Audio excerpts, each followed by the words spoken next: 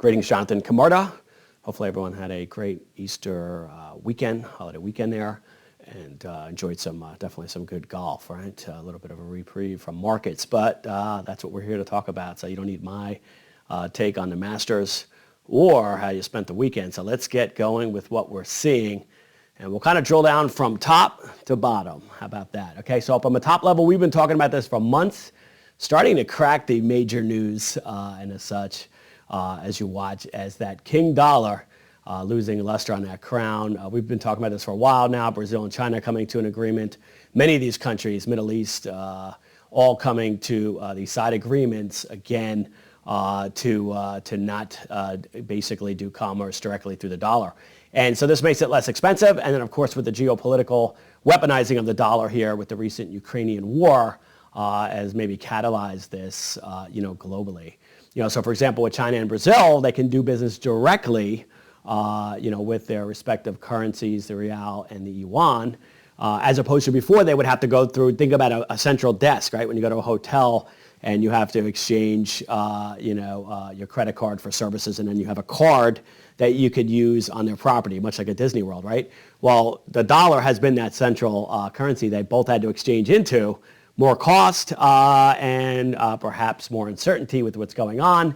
So a lot of these countries now are looking at, expediting using their direct currencies with each other as the yuan looks to become more powerful globally as more of a China be more of a peacekeeper, so to speak, right? But there's only a point, though, a ceiling to that. But the big situation is that the dollar, generally being a global currency, creates tremendous demand for our treasuries, our bonds, et cetera, and keeping prices of energy down since, again, also global oil has been denominated in dollars as well. When that's no longer the case, that'll become more expensive. Our bonds are obviously less needed, less attractive. Again, that creates strains that are beyond this actual telecast. But just know that it's happening, and now it's cracking through to the mainstream media that's starting to talk about it. We've been talking about it for months as we've seen these articles and such and shared with you there. So now from the macro, we're going to get to the micro. We have a very, very bifurcated, almost a surreal Salvador Dali. Probably chopped that name up a little bit, studied him years ago back in college art history, didn't we all? But anyway, it is bifurcated. When you look at, essentially sectors going through contraction versus, those going through an inflationary situation. You have growth stocks, these tech stocks, these chip stocks that are going through growth, right? Rates have gone down, the dollar's gone down. That's commensurate with growth, and large cap stocks going up. Side note, large cap stocks, obviously, 50% of the S&P 500, again, gets their revenues from overseas. So therefore, again, we've talked about it, cheaper dollar makes their ability to sell more of their goods overseas. And the euro is a little bit more powerful for those countries to buy more. You get the picture. When you convert back to dollars, it's more money for those large caps. And that's why you've seen them continue to go up. Small caps like the Russell going down, of course, the regional bank issues and their presence in the Russell 2000, as we've discussed as well, weighing there. Precious metals, industrials, doing well, as we said, and you've seen these components in your strategies. And then, of course, your regional banks and the such, and, that are experiencing contraction.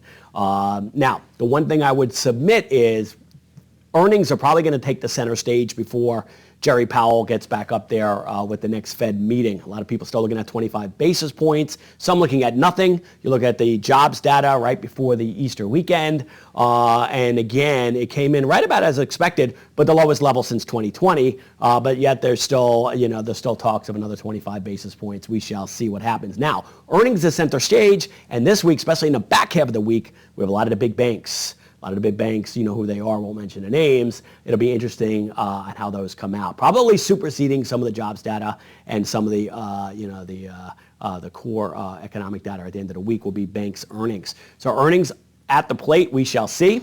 Now the market has had a little bit of a weak swoon, unlike generally early April, as we discussed last week. Can't see the future, right? But we're kind of seeing a little bit of a pullback here with a lot of winds swirling. Is the Fed going to crank another 25 basis points? The dollar, which has been weak and perhaps hit a its bull market high last October, now entering the first 6 months of a bear market. Who knows? The recent decrease in supply of oil last week, geopolitically by the Saudis, has kind of thrown a monkey wrench in there as well. So we shall see. Earnings are starting. So rev your engines. We shall see. All of your strategies. Again, we've been nimble in maneuvering. Sector momentum, you might have noticed, got in for its usual 2-week dip in the pool, so to speak, and did nicely, taking some profits at the end of last week. Macro momentum continues to be yielding, with the attractive Treasury obligation fund yields. Global macro and Velocity Raptor continue to maneuver within sectors on a more nimble basis. With opportunistic growth and income, your dividend strategy kind of staying the course. They are pretty much fully invested at this point.